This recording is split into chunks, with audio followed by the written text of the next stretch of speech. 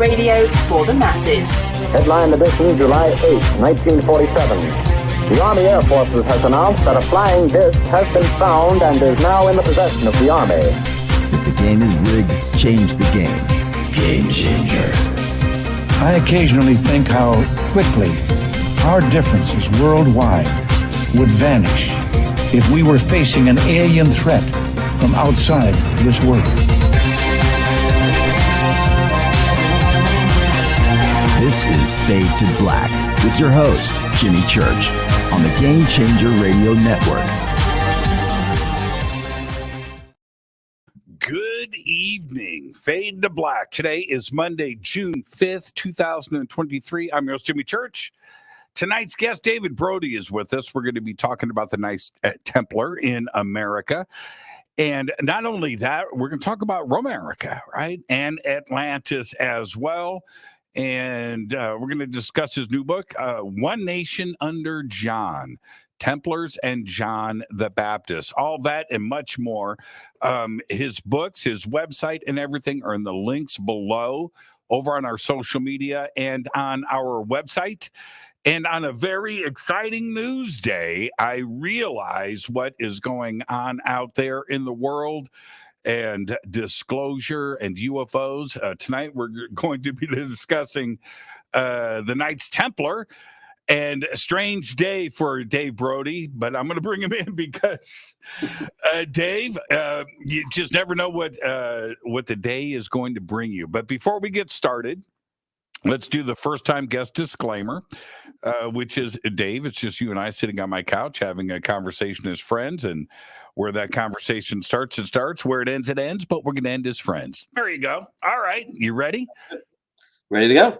Now, I know you've listened to the show for many years, and I was looking at some of the notes, and I really appreciate how do I say this? An intellectual, an author, a researcher like yourself that is out there collecting information from everywhere. And you've listened to Fade to Black over the years and have been inspired to do a few things. And I want to thank you for that and acknowledging that. That is very, very cool. And then, thank you. Yeah, thank you. Well, and then you know, of all things, you know, I cover everything here: ghosts, Bigfoot, ancient Egypt, Knights Templar, UFOs. And one of the craziest, now there's a strange tie-in between today's news and this show tonight. And it's this: what would be a bigger news story for humanity? The discovery of our ancient past and misinformation that has been presented to us, right? Like the Knights Templar or America, or who was here first, or ancient Egypt, who built the pyramids, stuff like that. Or UFOs and ET is visiting this planet and our government is known. You know, that would be bigger. Yeah, for sure. You think so? Oh, yeah. I mean, that's off the chart as far as that kind of news. If you can prove that, that's just, I mean, that's every 6-year-old looking up at the stars wondering. That's so much bigger. But not that we've proved it yet, but if you could prove it, I think that's bigger than the pyramids or finding the Ark of the Covenant or whatever. That would be huge. Well, you know, I kind of, yeah, okay. If you want to put it that way, I can't argue that. I can't, that's not really up for debate. But I think they're kind of equal. You know, if you really think about it, the mysteries of the pyramids or another civilization before modern humans or Atlantis, you know, and if something like that came to light, right? The Knights Templar brought the Ark of the Covenant to North America in 1100. That'd be some pretty, woo, man. That'd be big. That'd be big. Sure. Yeah, that'd be some pretty big news. Or ET. I don't know. And I feel that, and you've been writing and researching this for a very long time. I feel like the world is at the point of saying, okay, enough is enough. There's been a lot of BS going on. We're pretty smart here. can we start to get the truth? Do you think that the world is like pushing for that now and is less concerned about just moving along in the status quo? Yeah, no, I do. So I've been doing this for maybe 15 years. And I've seen when I first started talking about, oh, Columbus didn't discover America. There were people here before him, like the Knights Templar. People would look at me like I had two heads or something. And now I say that and people just nod back at me. And so I think in the past 10, 15 years, there's been a lot of TV shows, documentaries, Scott Walter's America on Earth show, people like yourself doing shows.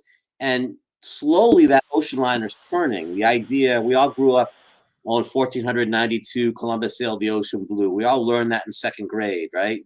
And it took us a while, just like it took us a while to realize that there was no Easter Bunny and there was no Santa Claus and the whole Columbus thing.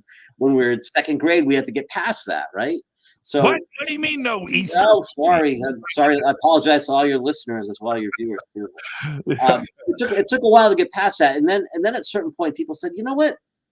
There's a lot of evidence. And for me, it's all about the evidence. I'm a lawyer by training. So that's how I'm trained. And that's how I look at things.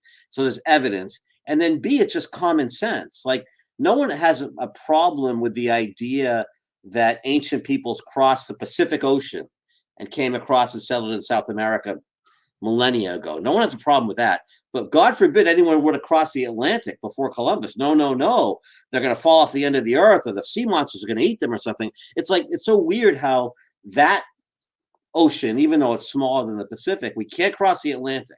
And people start to look back and say, wait a second, that makes no sense. And so evidence, common sense, and slowly we're turning the ocean liner and people are starting to say, yeah, okay, we'll buy it. We know the Norse were here in the early 11th century. Why wouldn't other people have come over after them and before Columbus? It was a 500-year gap. To me, Jimmy, the surprising thing would have been the Norse came and then nobody came for 500 years. That would be surprising. Yeah. It's not surprising that somebody came in between there. They knew how to get here already. There were good reasons to come. You posit such an interesting point, which is this. Today, people don't buy the Columbus story at all, right? I mean, it took a little bit, but now it's like Columbus is so passé, right? Late to the party, I would say. Columbus, sure, he didn't even arrive to North America; it was Central America, but he was late to the party. He was just one of many who had come over the millennia, the centuries, starting with the ancient Phoenicians, the Celts, the Norse, the Templar, so many people back and forth, keeping it secret because that's what you did. If you had an economic advantage, you didn't tell people about it, your favorite fishing hole, whatever it was, you kept it quiet. But again, people back then were smarter than we give them credit for. The ancient Phoenicians, they knew they could navigate with the stars. They had boats way bigger than Columbus had. They were the merchant marine of the ancient world. They were circumnavigating Africa. They were going as far as Iceland. We know all that to be true. Why not take the next step and island hop one more step across Greenland and then Newfoundland and then down the coast? I mean, it's the human. We all watched Star Trek when we were kids, right? To seek out new life and new civilization, to boldly go where no one has gone before. So it's a human condition. It's not surprising that the ancient people would have either done this on purpose or maybe just got blown off course.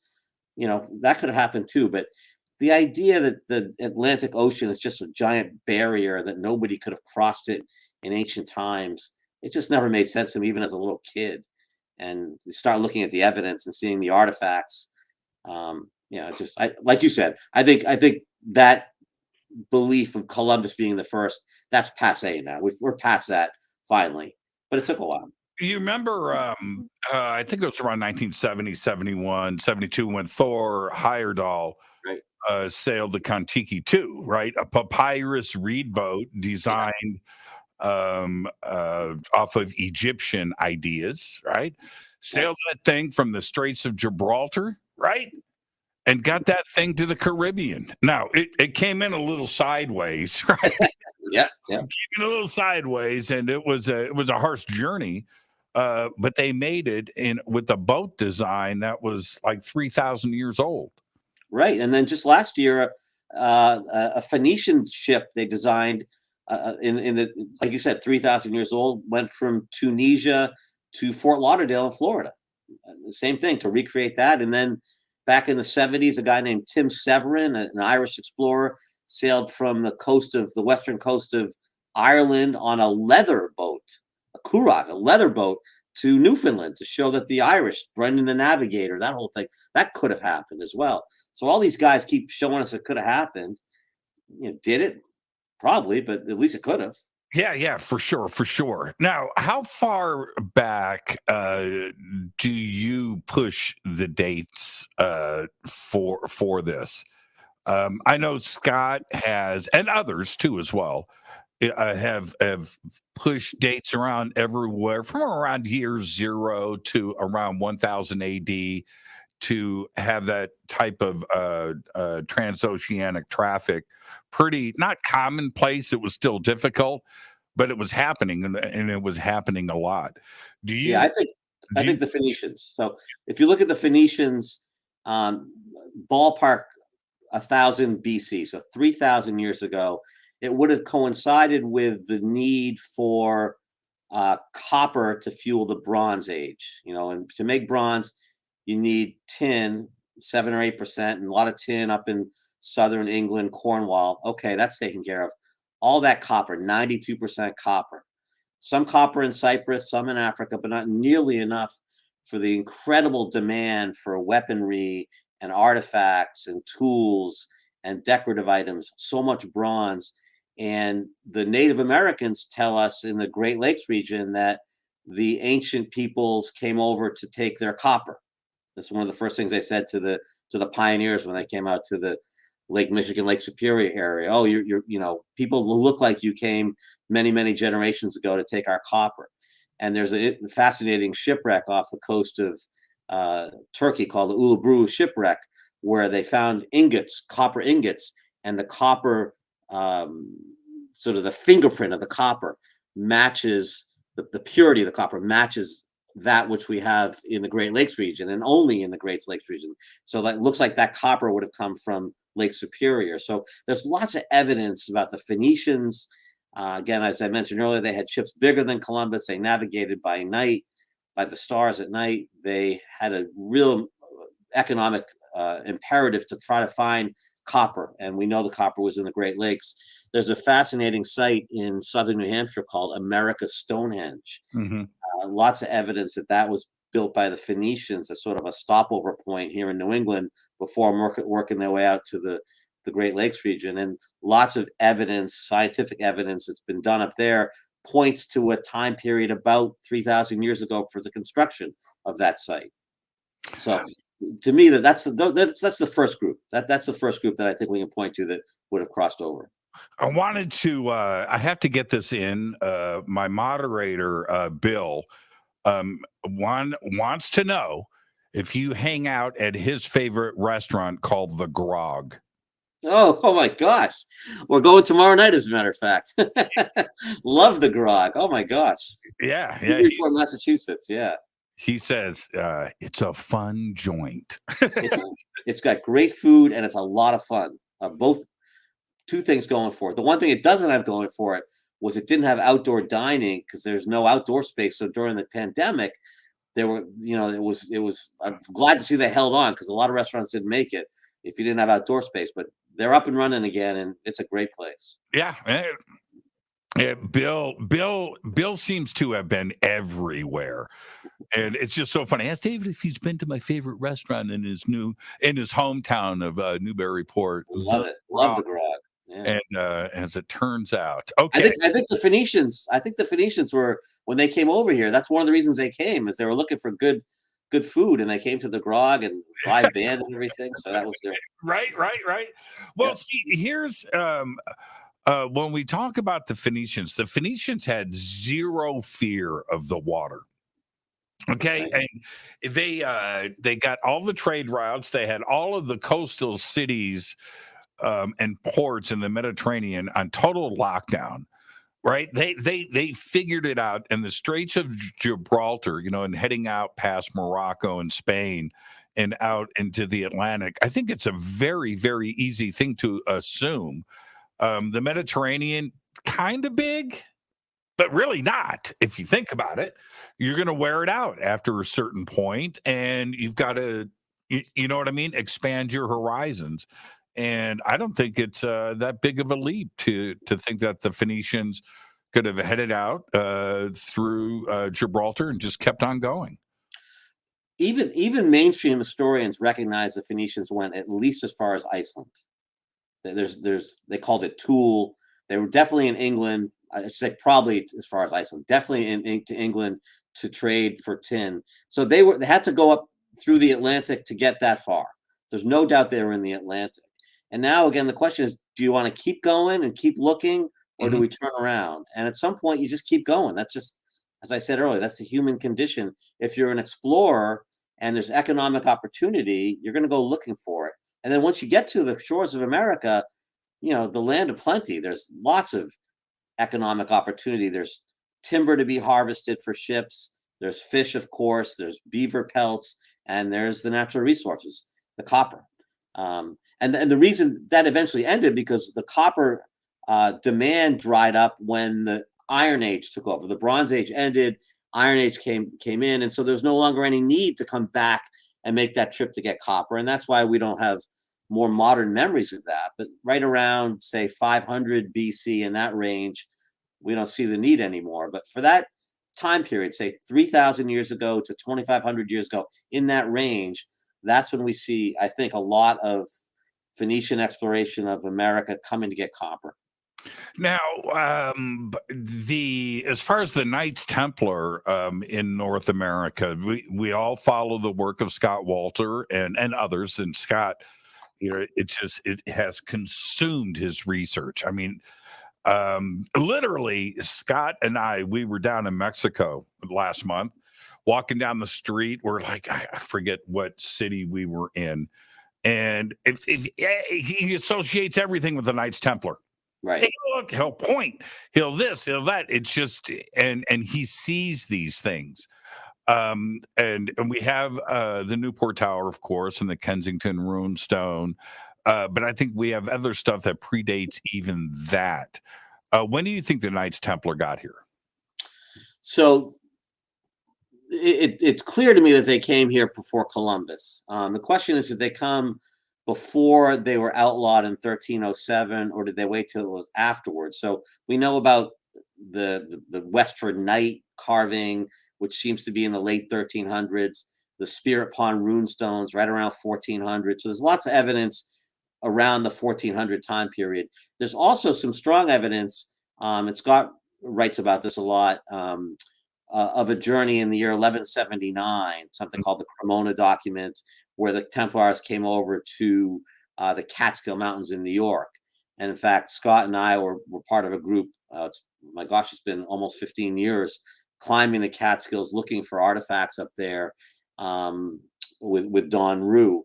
And so that looks to be a legitimate, Scott's 100% in on the Cremona document. I still have a little bit of doubt about parts of it, but I think on balance, that's been established as being legitimate as well. So that pushes the dates back to the late 12th century. And that makes sense to me because at some point the Templars figured out that they were on a collision course with the church, that even though they were the army of the church, that their belief set was different than the church, that they had spent time in Jerusalem. They had learned certain things. We're not quite sure exactly what they were, but they had learned certain things and had a belief set that was different than the church. And at some point they were going to collide. And so in anticipation of that, and having seen what happened to other Christians who disagreed with the church in something called the Albigensian Crusade, where hundreds of thousands of French Christians are wiped out by the church for being the wrong kind of Christians. In anticipation of something like that happening to them, I think in the late 1100s, that was why they came over to America, to establish a safe haven, to find a place where they could flee if they needed to, a place where they could bring their secrets and their treasures and keep them away from the Vatican. So to me, that's the impetus for them coming over here when they did in the 12th century. And then later on in the 14th century, they had no choice but to come over here because they've been outlawed and they were on the run. And that was sort of the second wave of that. So to answer your question, I think 12th century, probably 14th century, definitely. Well, the question on everybody's mind, the treasures, what did they bring with them and why? That's it's Indiana Jones stuff, isn't it? Yeah, I mean, it's there's a whole laundry list of possibilities. Yes, Ark of the Covenant possibility, the Holy Grail possibility. I know you've had Tim Hogan on your show. He talks about manna, the staff of Moses. Those are possibilities. He's talked about those as part of the Templar treasure. Also, just secret writings. One of the things that's talked about in the Cremona document, the 1179 journey, is a marriage contract between Jesus and Mary Magdalene, a ketubah, from that was brought over in a scroll that was secreted in the Catskill Mountains. So that obviously would be an incredibly important thing and something that the Templars would have wanted to keep away from the church. The church would probably want to destroy that. So there's that possibility. It could be something even simpler, something like science, architecture, the ability to build these amazing Gothic cathedrals. That all came out of the Templar era. They built these amazing cathedrals like Notre Dame and Chartres, and that was all new to Europe. Europe was coming out of the Dark Ages at that time. The Templars went to the Middle East and learned all these secrets of architecture and mathematics, and so those kinds of things, those kinds of secrets, knowledge that the church didn't necessarily want people to have that knowledge. They didn't necessarily want Europe to come out of the Dark Ages. They liked people being ignorant. They liked people turning to the church for answers. They liked people paying the church to heal them. All those things were sort of a monopoly that the church had, and they weren't anxious to see newfangled ideas coming into Europe at the time. Another reason why the Templars and the church were butting heads. But to answer your question directly, what were the treasures? It's probably a combination of all those things: religious treasures, ancient knowledge, and then some kind of just basic gold and silver. The treasure as we think of it in its purest form, monetary. The reason for this, first off, it would be fascinating for the world to learn about something that is supposed to be just folklore, right? Or a good movie script. But to have a conspiracy of this kind surface and turn out to be true, that's we love those kinds of stories. But the other part of it is those that are in possession of this type of thing will also would hope for some sort of control, to have power associated with that. Not only the church, but just about anybody, right? Yeah, I mean, there's a reason why this stuff has been hidden, right? I mean, if people didn't want it hidden, we know about it already. And so this goes back to, are we ready to see these treasures? Are we ready to learn the truths? If some of those truths are contrary to Orthodox teachings of Christianity, is that stuff that we're ready to learn? My latest book, actually, thank you for the segue, because I'm going to take it right now. The latest book I wrote, which is One Nation Under John, it talks about the possibility that the founding fathers of this country, that many of them actually may have been not worshipers of Jesus as we think of it in Christianity, but instead venerators and worshipers of John the Baptist. Mm-hmm. There's this whole idea in Albert Pike, who's the sort of the preeminent Freemasonic historian and writer, who wrote a book called Morals and Dogma, which is something that is given out even today to young Masons when they join and when they're initiated. They get this book called Morals and Dogma. Pike wrote in Morals and Dogma that the Templars had two beliefs. One was their public belief, which was Roman Catholic, but they also had a secret belief that their leaders had, which was called Joanism, where they believed in John the Baptist being the Messiah not Jesus. And this goes back to things that they discovered when they were in the Middle East, writings, whatever it was they found. And there's a sect of people still today in the Middle East called the Mandaeans, who believe that. And the Templars and the Mandaeans had relations when the Templars were in Jerusalem in the 11th century. And that may have been where they got this idea. But anyway, the point is, it may be that according to the Templars, and again, the Templars were considered heretics by the church, and this may be why, but they have this whole idea that John the Baptist was really supposed to share power with Jesus. There's a Dead Sea Scroll called number 4Q521 that talks about the prophecy in the 1st century BC. The prophecy was that there was going to be two messiahs, a kingly messiah from the house of David, and that would be Jesus, and a priestly messiah from the house of Moses, from the house of Aaron, a priest, and that was John the Baptist. And the two of them were going to come and they were going to rule jointly. And then, of course, John the Baptist was murdered by King Herod, and Jesus sort of took both of those roles, the king and the priest. And although we don't know about that so much today, but back then that was a big deal. A lot of the John the Baptist followers did not appreciate Jesus sort of taking both roles. And I mentioned the Mandaeans, they're worshippers of John the Baptist. They refer to Jesus as the evil usurper, believing he actually usurped half of the power, the half that was supposed to belong to John the Baptist. So anyway, so these are the kinds of things, I just wrote about it in my latest book, and we can talk more about it, but these are the kinds of things that we may not be ready as a society to learn about, that it's going to undermine a lot of our religious beliefs, and it may be that those things are hidden for a reason.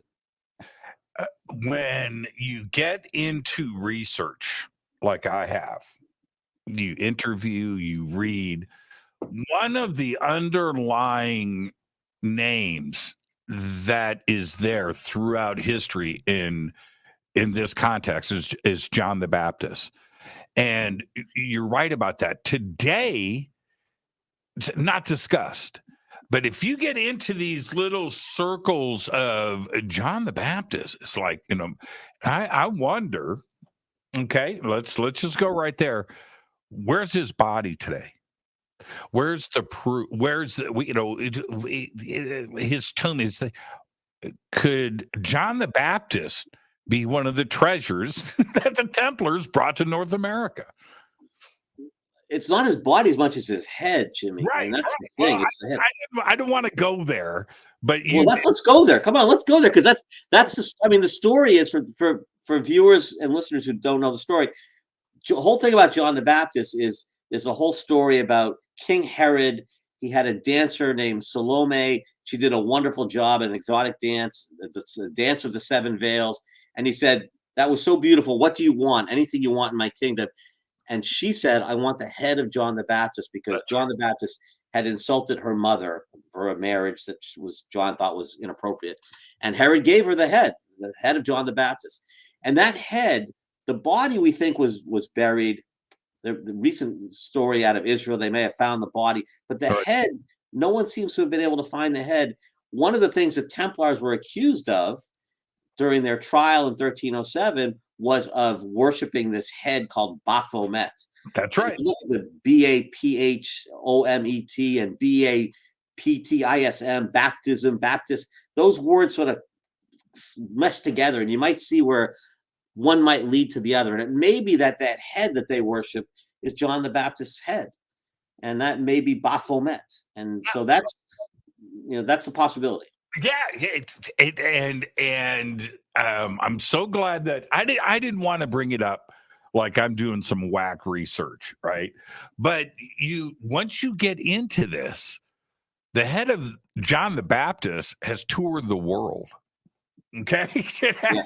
And you can find like 7 or 8 of them around. They're all over the place. Yes. Would it be possible?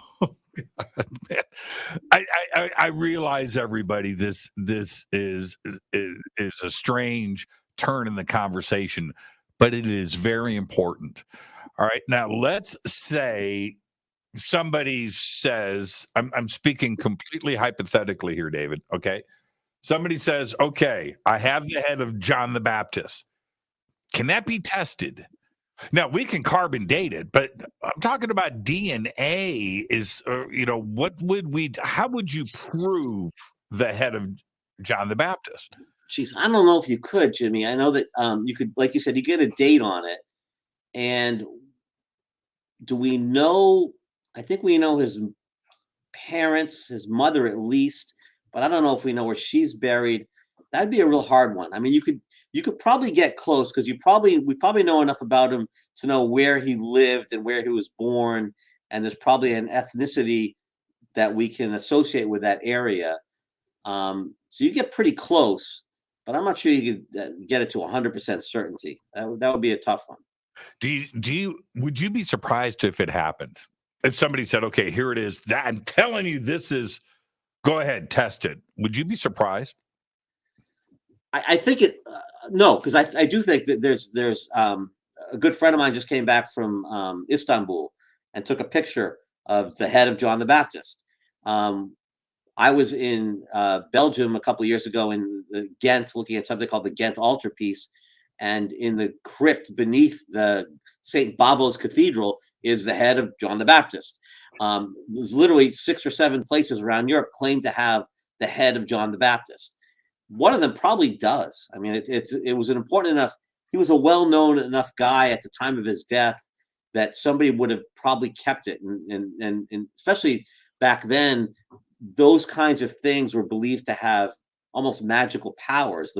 You still to this day see a lot of churches that have the bones, the finger of this saint, and the toe of that saint, but the head of John the Baptist back then would have been a big deal. So it makes sense that somebody would have kept it. So I wouldn't be surprised if somebody found it and it could be proven scientifically.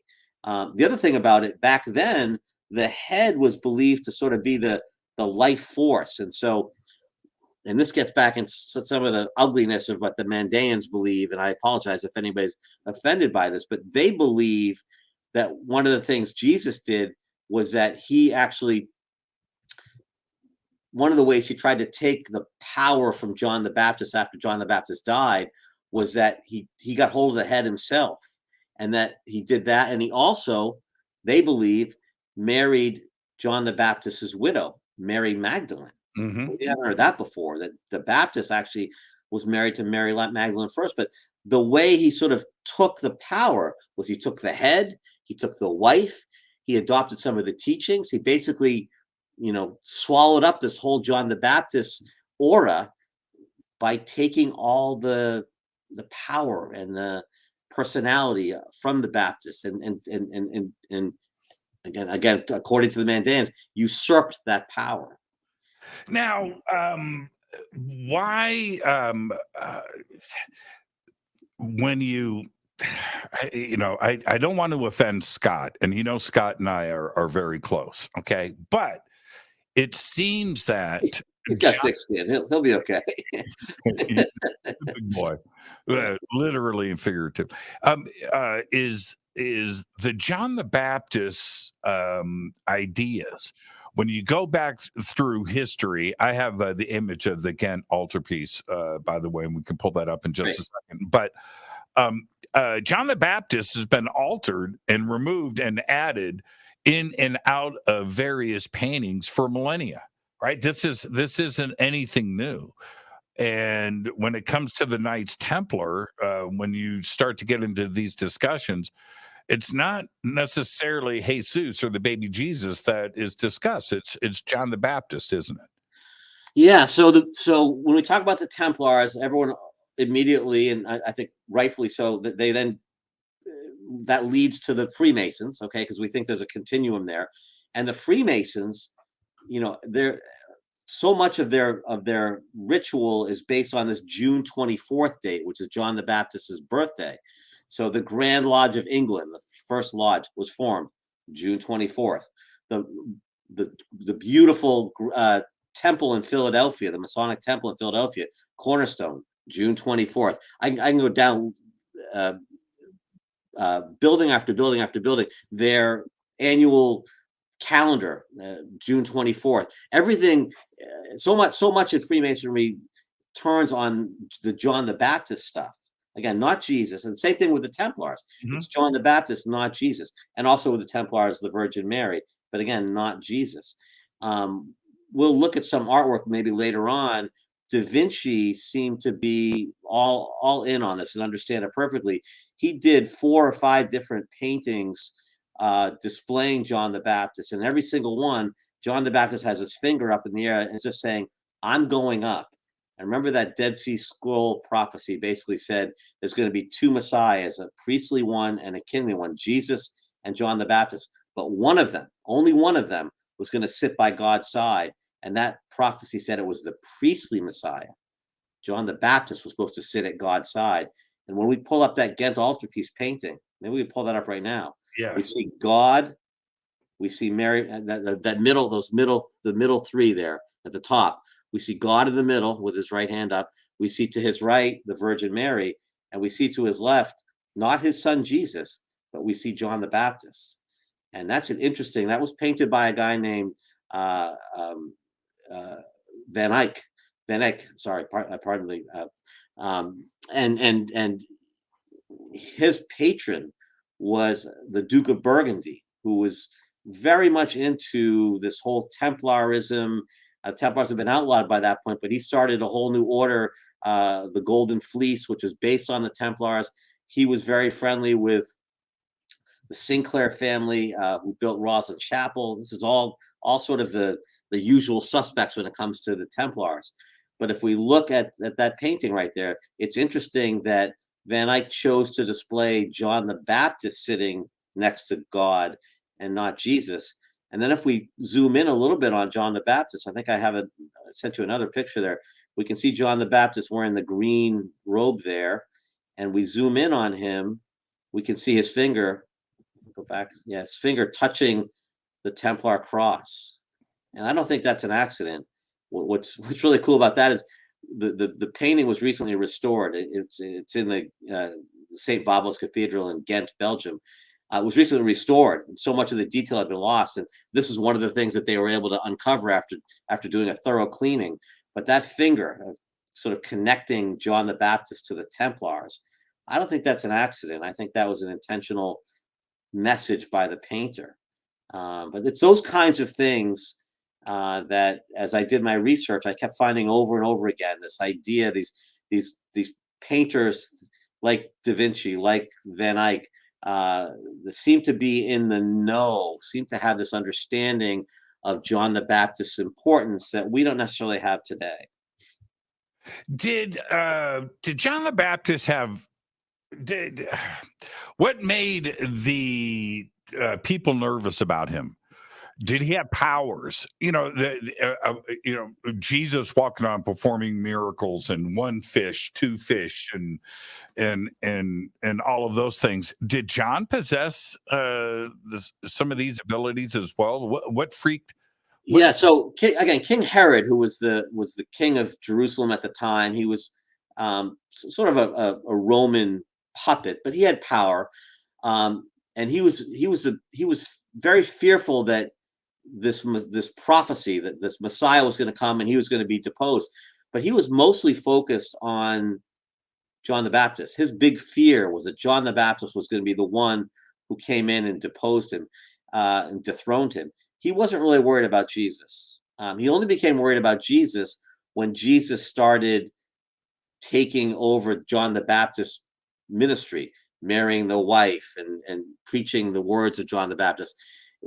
Again, so originally King Herod was fearful of John the Baptist. It was John that had the power early on, and only after he was murdered did Jesus sort of fill that void. Is there? We're going to circle back to Da Vinci and some of this medieval artwork, but the connection, with the Knights Templar and America and John the Baptist is profound. Now, are there any the artifacts that are here? I don't want to talk about those before we get to the break that have been discovered so far.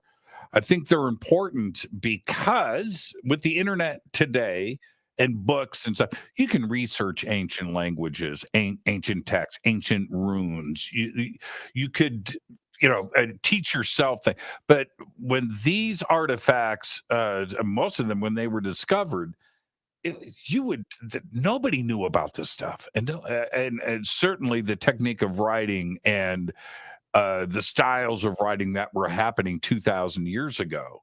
And I think that the provenance of these artifacts is what is most important here, right? That they were done before there was knowledge of these ancient languages. Yeah, and that's an important point. I get this question a lot, like, why all of a sudden in the past 20 years are we learning about all this stuff, and then for 100 years before that we didn't? And the simple answer is the one you alluded to, Jimmy, which is that the internet, all of a sudden, communication and knowledge is at our fingertips. So it used to be that, I lived in Western Massachusetts. We had the Western Knight legend, and Scott Walter lives in Minneapolis, so he's familiar with the Kensington runestone in Minnesota. And another guy that we know lives up in Maine, and so he knew about the Spirit Pond runestones in Maine. And another guy's down in Newport, Rhode Island. He knows about the Newport Tower. But we never really communicated with each other until 20 years ago, and all of a sudden, in a snap of a finger, we can start sharing images and theories and immediate communication and ideas. And so the research is so much easier now, and the ability to share research is so much easier. That's why all this stuff is coming together. For a long time, so many of these things were just considered to be one-offs, historical oddities, that they weren't only a single puzzle piece. No one knew there was a larger picture to be seen here, that other people around had puzzle pieces that fit in to this same picture. So that's a big part of it. You also talked about provenance, and even with the internet, the idea that we still hear from some skeptics that that the Kensington runestone must have been forged by the farmer in the 1890s, and the runestone in Maine must have been forged, and the amount of forgeries that were done, the amount of free time people have to do this kind of stuff.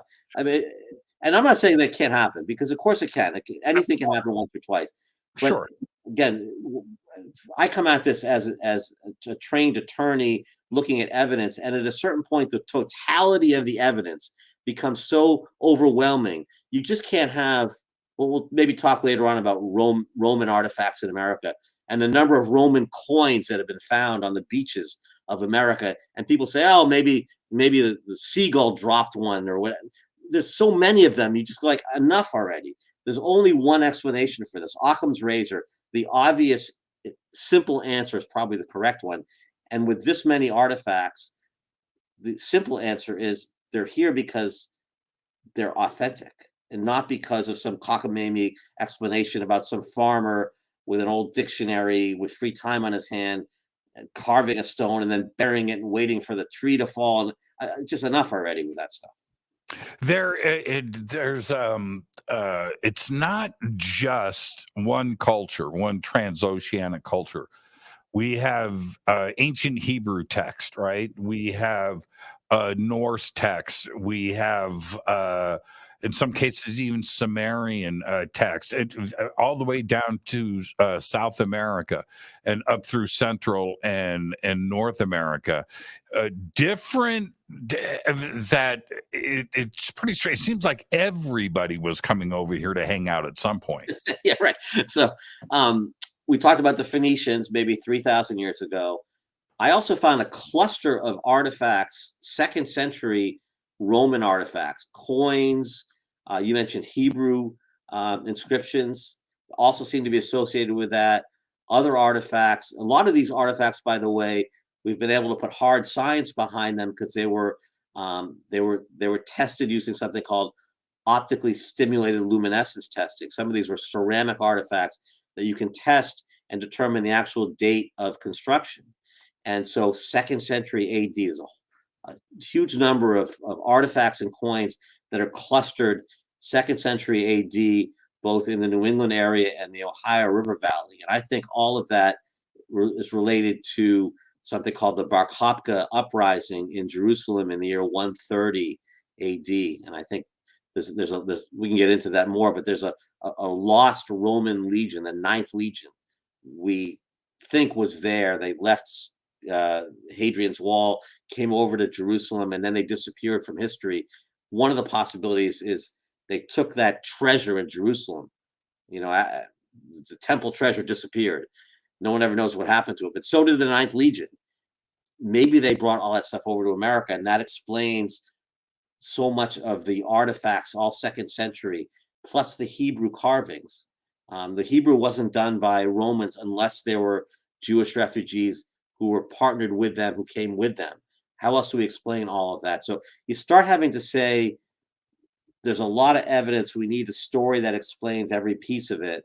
And that's one possibility.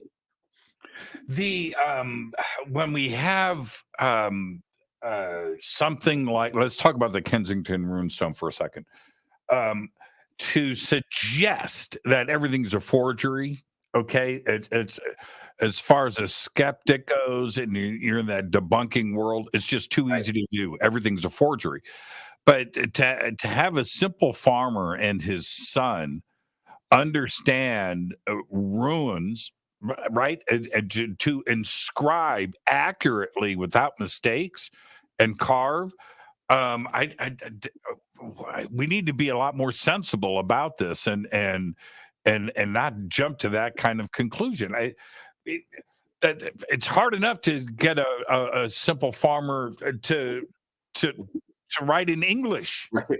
Right. And Scott did some amazing. I mean, I think this is Scott's most important contribution to this field is the research he did, because the experts said originally that, well, we know this must be a forgery, a hoax, because the farmer who did this made a mistake. He put a dot inside an R, capital R. He put a dot in it. One of the runic letters is an R, and there's no such thing as a dotted R. Well, Scott got on a plane and he flew to Sweden, to the island of Gotland, and he went crawling around the graveyards and the cemeteries, and he found the damn dotted R right where he thought he would find it, because we know these guys came from Gotland, from that island.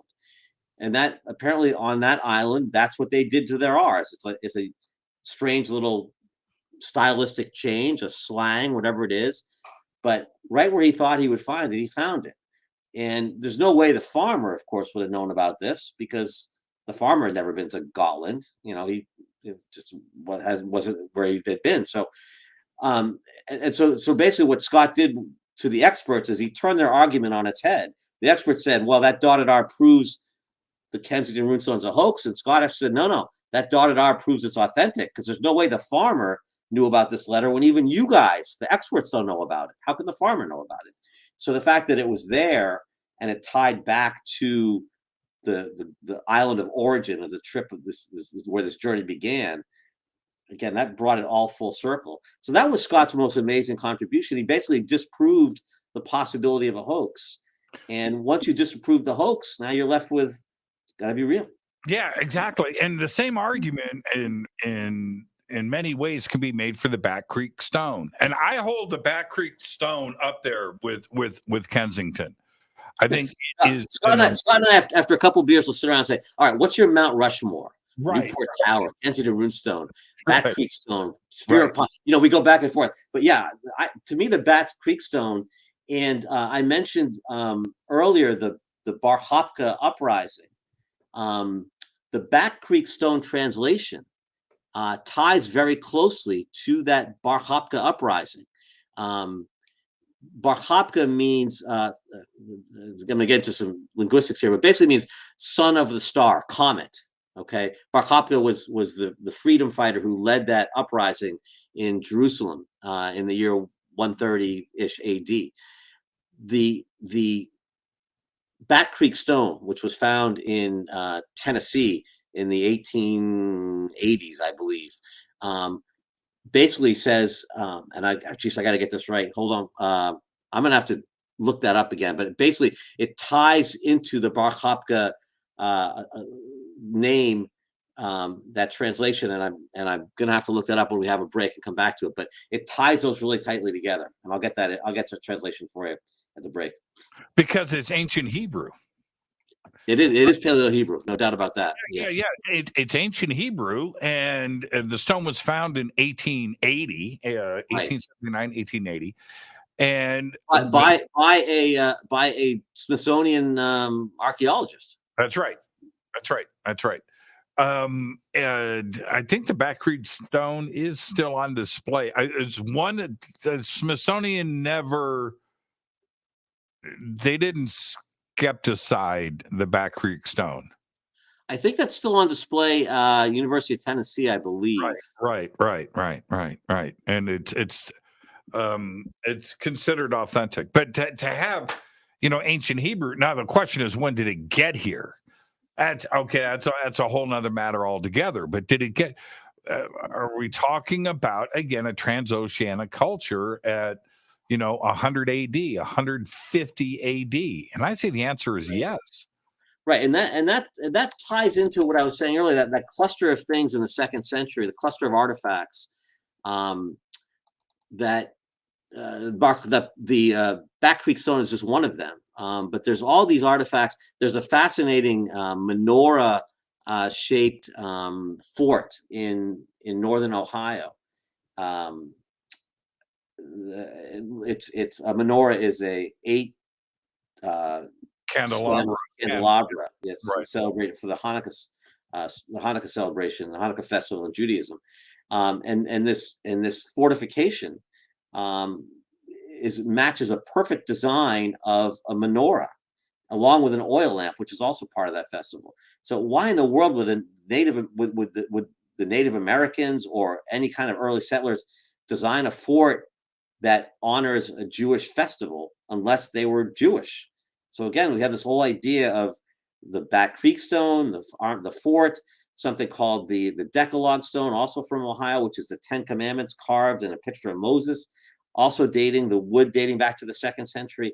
All these Jewish-related artifacts in the 2nd century in the Ohio River Valley. Why? What's the story behind that? But there has to be a story. What were the odds of the Decalogue stone, which is only this big, right? It's about the size of a channel remote for your television. Yeah. It's a tiny little. I'm just glad it was found because it's small. We're not talking about some ginormous, carved tablet. The Decalogue stone is very small. Right, and it was found in a Native American burial mound. This is back when the Smithsonian in the late 1800s, they were going through all these burial mounds and trying to figure out, oftentimes they found giant skeletons in these burial mounds, 8-9 feet skeletons. A lot of what they found was that, and trying to figure that mystery out, that mystery. But in this particular case, they found the stone, and they thought originally it was an ancient, early kind of Cherokee script. And for about 70 or 80 years, it was displayed that way. And then in the 1950s, a patent attorney from Chicago, I believe her name was Henrietta Mertz, took a look at it, turned it upside down, and said, "Wait a second, that's Hebrew. That's not Cherokee." And then the Smithsonian started backtracking. Oh, we can't have Hebrew, and even though their guy found it, so the only thing they could do at that point, and Scott tells the story really well, is they started pointing the finger at their own guy, saying, "Well, he must have somehow."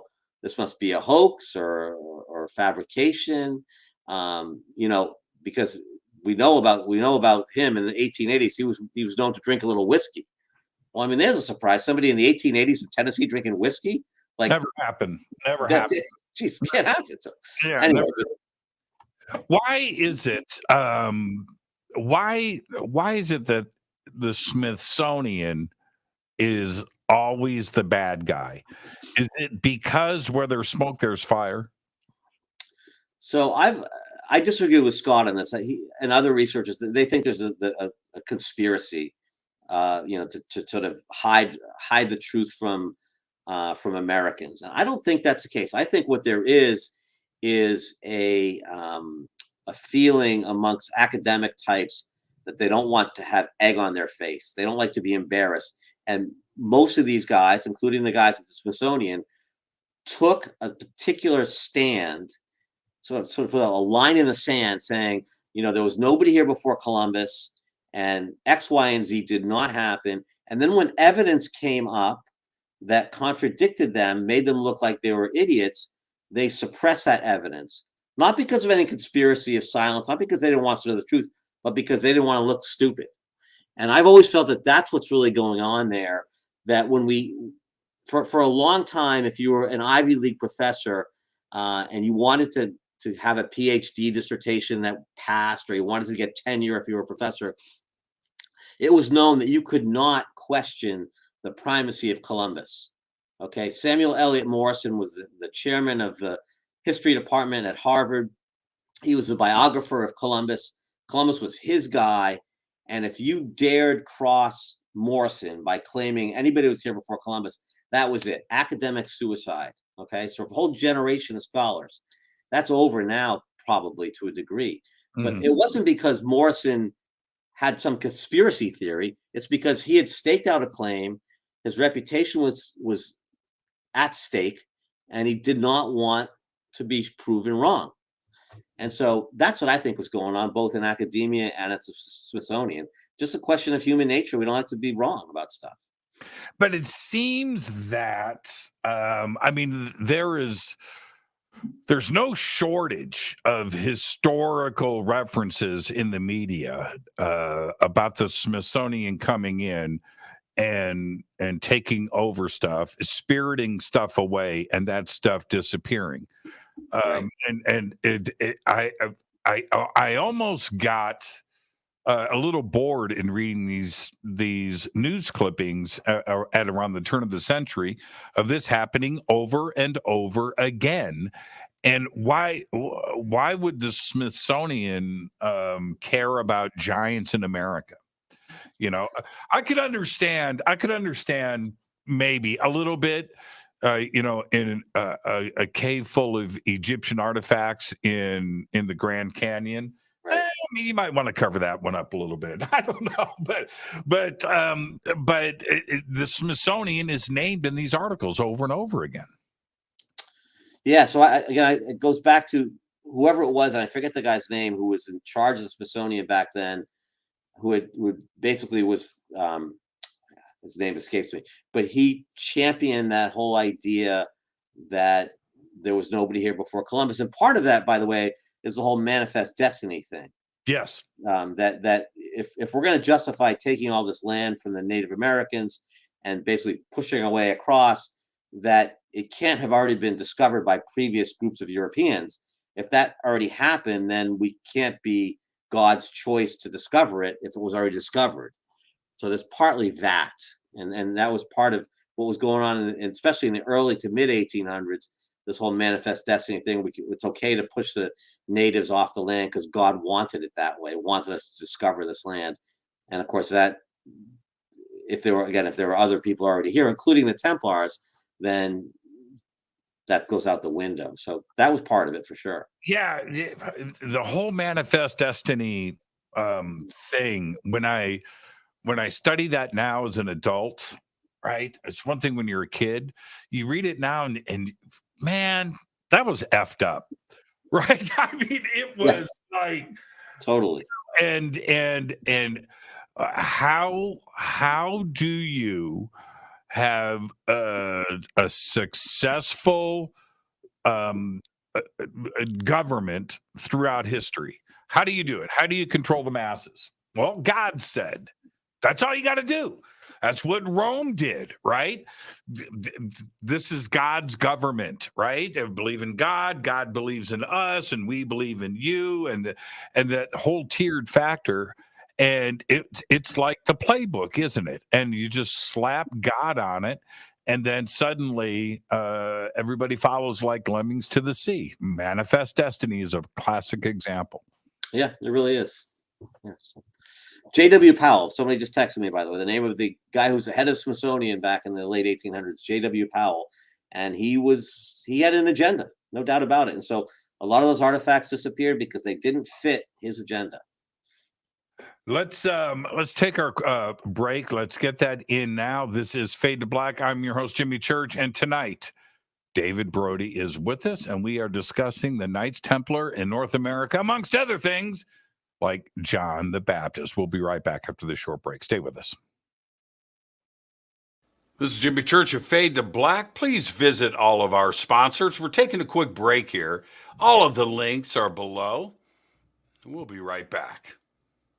Join us November 10th, 11th, and 12th, 2023 as Disclosure Fest Foundation and Fade to Black Radio presents Stairway to the Stars, a Human Origins Science and Technology Expo, live at the Luxor Hotel and Casino on the Las Vegas Strip, with live talks, lectures, and workshops by world-acclaimed researchers and authors. This is Jimmy Church, by the way, and I'll be your host all weekend long, featuring topics like human origins, ancient technologies, indigenous teachings, workshops, a mass meditation, yoga and sound healing, music, and so much more. Don't miss our intimate sky watch and meteor shower over the infamous Area 51 airspace in Rachel, Nevada, with special surprise celebrity hosts guiding us through the night. Also introducing our Disclosure Fest VR Starship area with dozens of rides. You've got to check it out. This event will sell out. For more information and tickets, please visit disclosurefest.org. The secret is out. Life Waves X39 is the reason why I have got my vision back. This is Jimmy Church of Fade to Black, and you need to go straight to healingworksnow.com. That's healingworksnow.com. Works with an X. All of the information that you need is on that portal.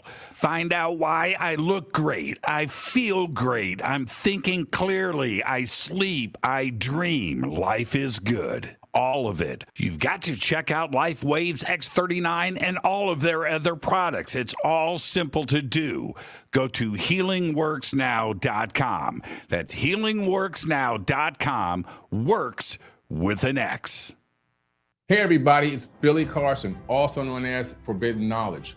I want to talk to you about a very special event coming up July 30th, 2023, the Forbidden Conscious Awards.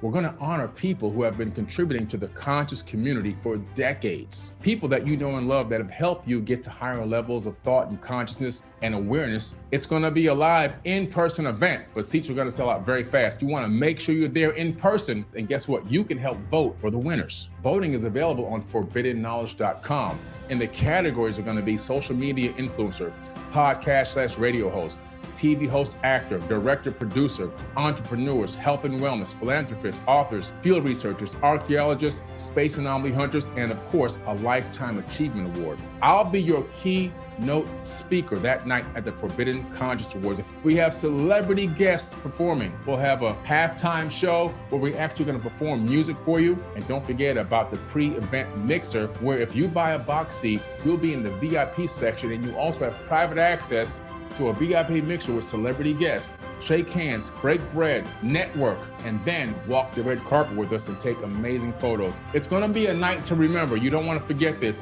Make sure you hurry up and get your tickets because they're selling out very fast. I wanna see you there. Forbidden Conscious Awards 2023. River Moon Coffee, makers of the Fade to Black blend. Truly the best coffee on planet Earth. Just visit rivermoonwellness.com or their Amazon store. It's all simple to do. You can check out the Fade to Black blend, the Game Changer blend, or any of their Black Moon wellness products. It's the only coffee I drink.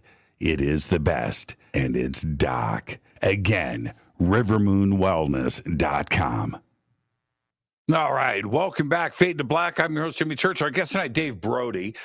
And today is an interesting day, everybody. I realize the breaking news that is all over the internet and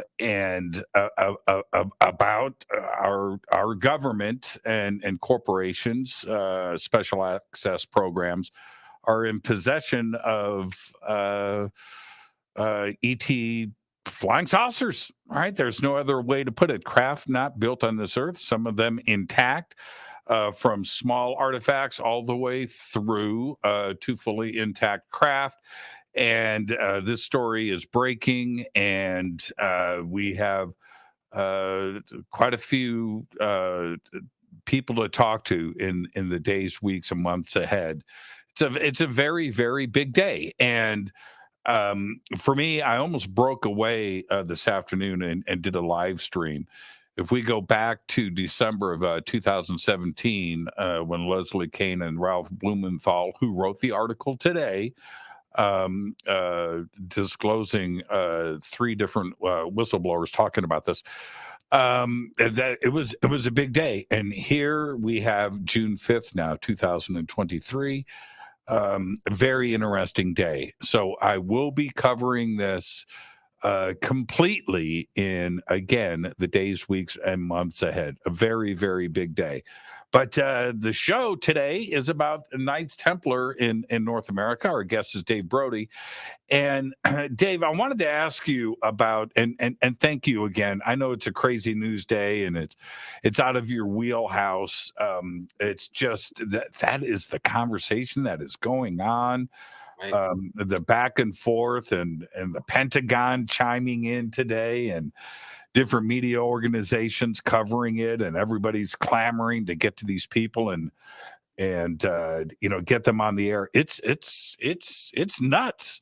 I would have never thought, we're going right back to the Knights Templar, but I never saw a day like this, a period, I should say, like this happening, and it just seems like it's not going to slow down. It's just very strange, So I'm not.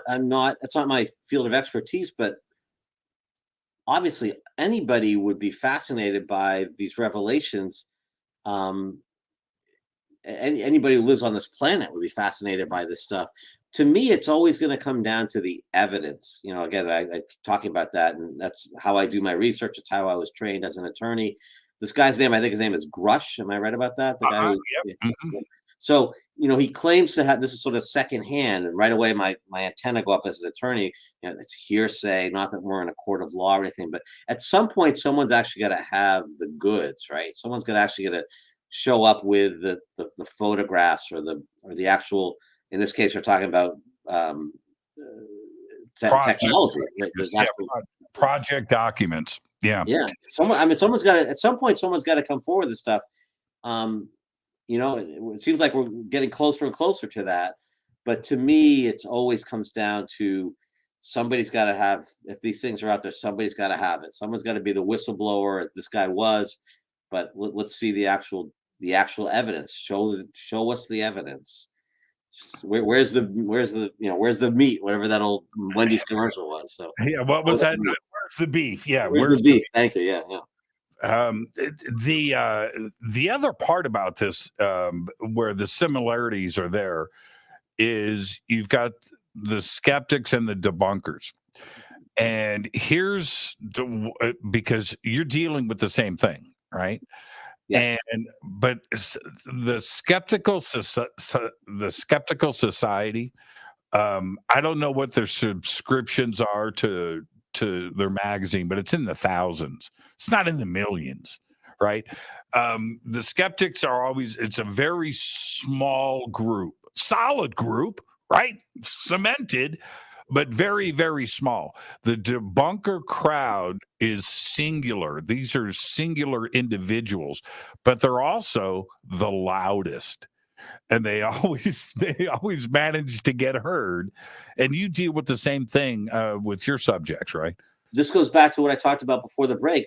They're the ones who are going to have egg on their face. If it turns out that some of these alien claims are provable, or if it turns out the Templar claims are provable, all these people who have gone on record year after year after year saying it didn't happen, right? They're going to have incredible amounts of egg on their face, and no one wants that. So, that's why they're so loud and so vehement. Their professional reputations are at stake. And I get that. I understand that. If it turns out, Scott Walter and I joke sometimes, if it turns out that the Kensington runestone really was a hoax, I mean, it's going to be ugly for us. We've staked our reputations on that, and it's going to be hard for us to come to grips with that.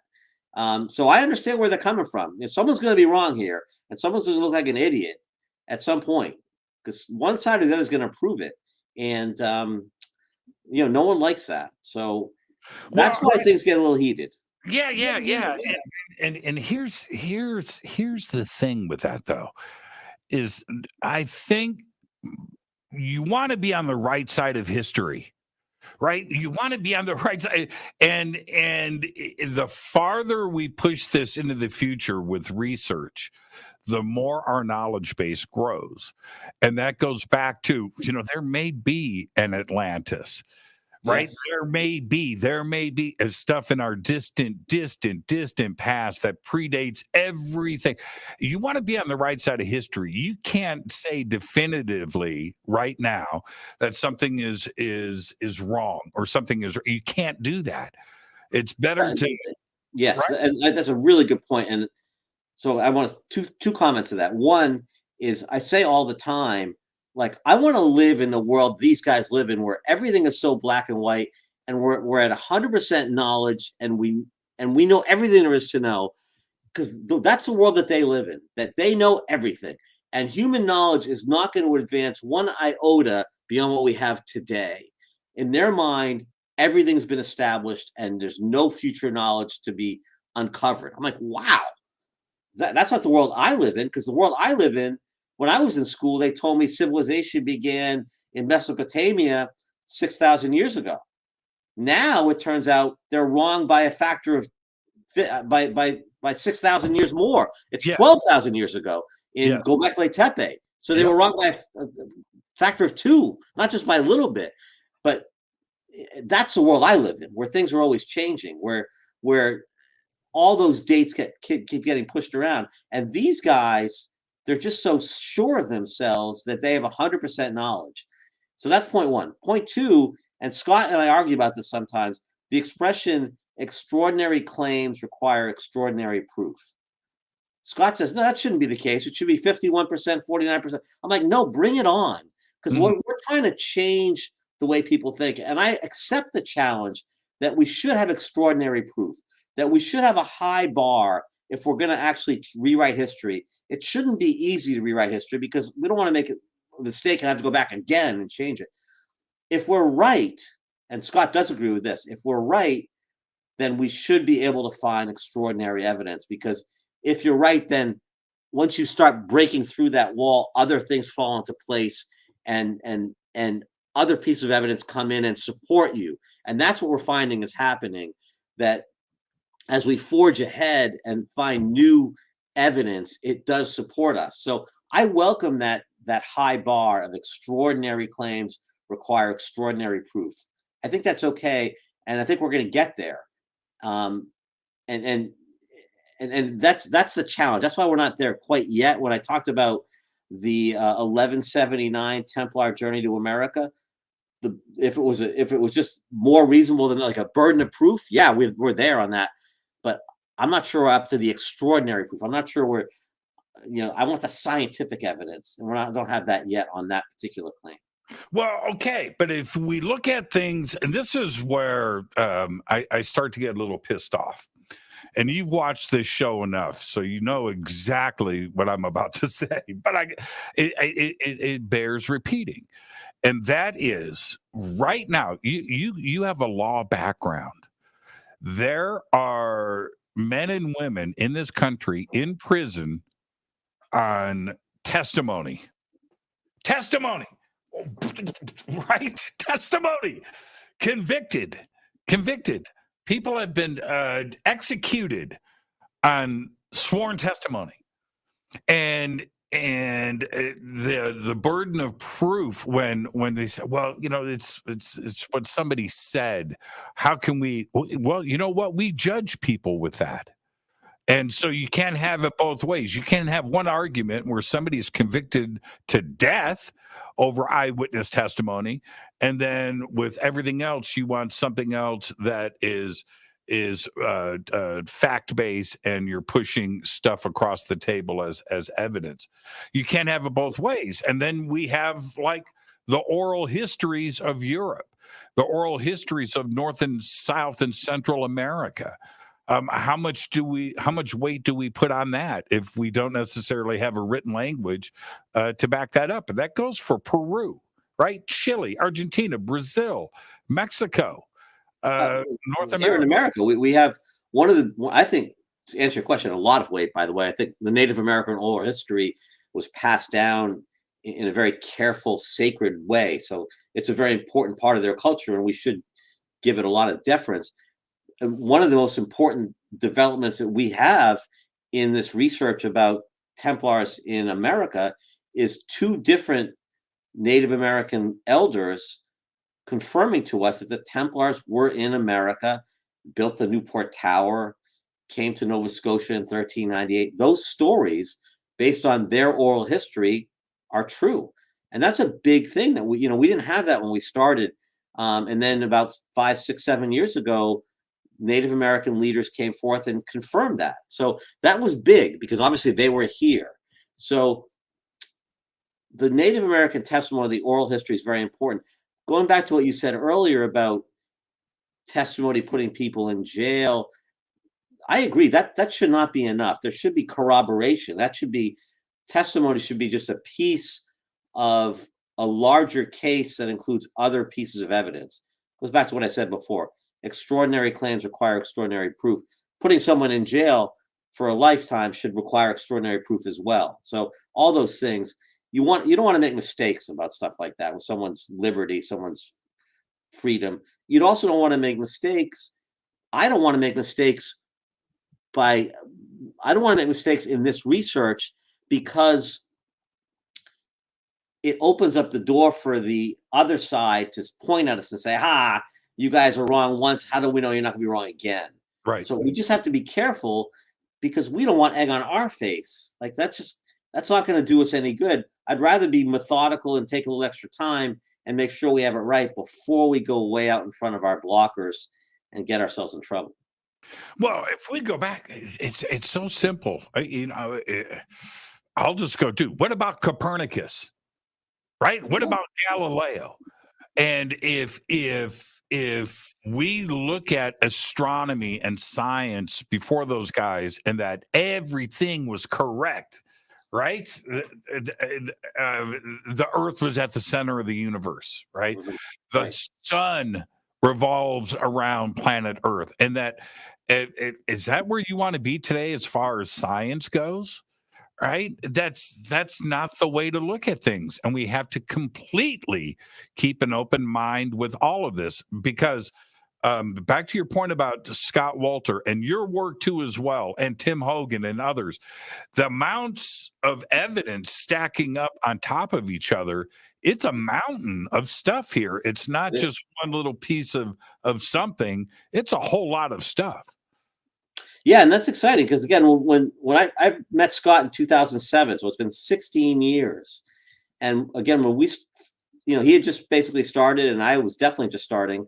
And at that time, what we were doing was really considered pretty cutting edge, because there weren't a lot of people out there talking about groups of Europeans here before Columbus. It just wasn't out there. And we got a lot of people looking at us funny. Now, when I go on a show like this, I'm guessing a lot of your listeners have heard this already before, and they probably nod along with it and say, yeah, that makes sense. So we are definitely making progress. When you just talked about Copernicus, it reminded me, I owed you an explanation for Bar Kokhba from before the break, and I did look it up. So I'm going to read it out loud. So the Bar Kokhba stone inscription translates to a comet for the Jews. Okay. That was the same battle cry that the Jews used during the Bar Kokhba revolt. It was a nod to the leader, Simon Bar Kokhba, whose name translates to son of the star, or a comet. So that whole Bat Creek stone inscription actually ties very neatly back to the Bar Kokhba uprising. And under my theory, one of the possibilities is that the remnants or refugees of that uprising made their way over here, and they potentially could have carved that. So that's a really tight tie. That carving, that slogan, and the same slogan was used during the uprising in Jerusalem. You want me to? I'll tell you why the Bat Creek stone is authentic. It looks old, right? If you're going to hoax something, you're going to, you're not going to do that. All right. I think that you're going to try to over perfection, artistic, and try to do something that's not real. Where the Back Creek Stone, you look at that, and that just looks aged.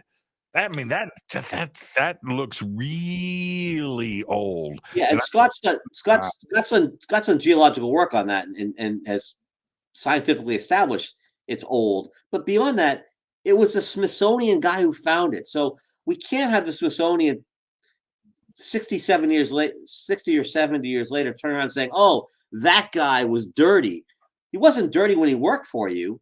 Like, you had no problem with him when he was under your employment. You sent him out in the field to do all this research, and you never questioned his integrity whatsoever. And now, 70 years later, because you don't like what this stone says, and now you're rushing for cover. Now you're going to try to point the finger at this guy. That's horrible. That's just character assassination with absolutely no evidence. But it rings really shallow to me, because if the Smithsonian had problems with this guy, they would have fired him 75 years ago, not all of a sudden today when they start backpedaling. It just reeks of. There's I want to go back to my point, where there is so much evidence now pointing to an alternate history of just about everything.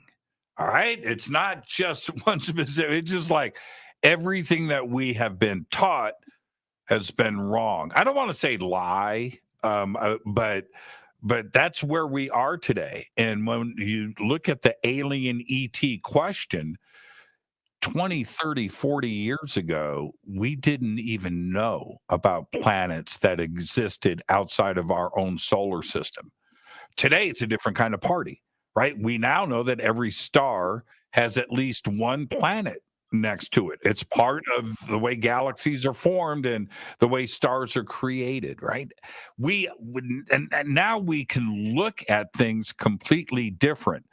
Those that are skeptics and debunkers in your world and in the UFO world are looking at the past history. They're not looking at where we are today.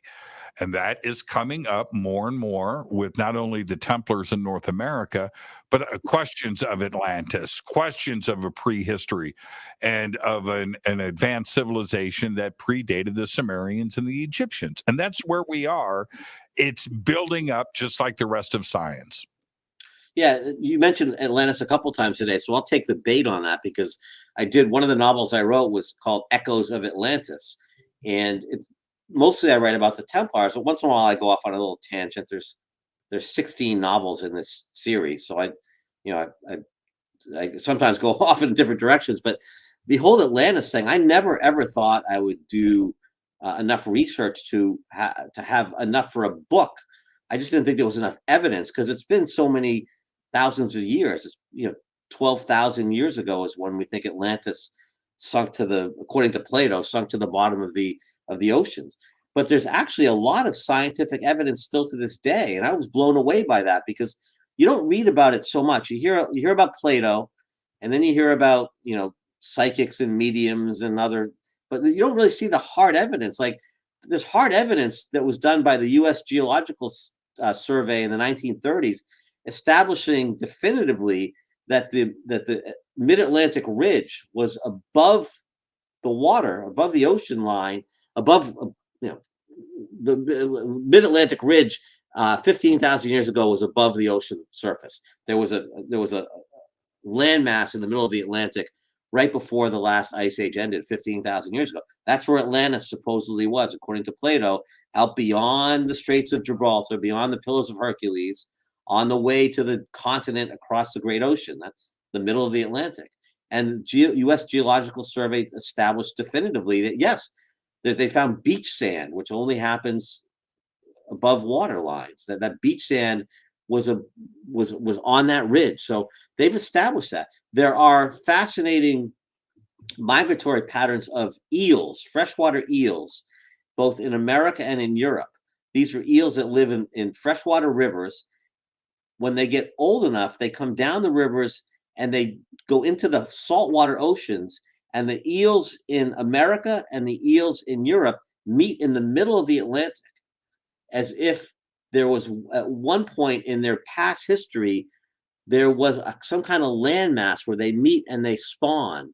Something called nostophilia, which is the instinct among animals to return to an ancient homeland. But somehow these freshwater animals still go back to the salt water and meet in the middle of the Atlantic, again, as if at one point that land was above the ocean. They lived there, it sank, they spread out, but that's nostophilia. Still 12,000 years later, they still go back.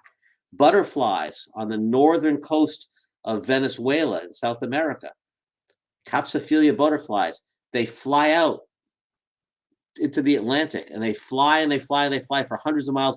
Then they start circling around as if looking for a landmass, their ancient homeland. Eventually, out of exhaustion, they die. They sink into the ocean. That nostophilia, that urge to return to their homeland, is even stronger than their survival instinct. But it's something in their DNA, imprinted in their DNA and their instincts, tells them to go back out there to the ancient landmass. So there's a lot of science that supports this idea of a landmass in the middle of the Atlantic.